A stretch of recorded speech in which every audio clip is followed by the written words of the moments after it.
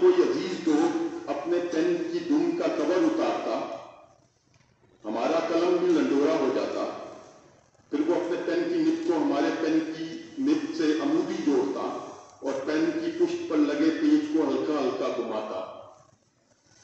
اوپری نب سے ہلکی ہلکی سیاہی نکلنا شروع ہو جاتی۔ اس وقت ہم نچلے پین کی پیج کو دوسری جانب حرکت دیتے اور سیاہی جرعہ جرعہ ہمارے پین کے پیج میں اترنا شروع ہو جاتی۔ قطرہ قطرہ سیاہی ٹپکتی، کچھ پیج بھر جاتا تو قلم حوادث کو لکھنے کو تیار ہوتا۔ وقت اچھے تھے۔ قلم کی نب پر لگی سیاہی چھٹی جماعت کے بچے سر کے بالوں سے رگڑ کر صاف کر دیتے تھے۔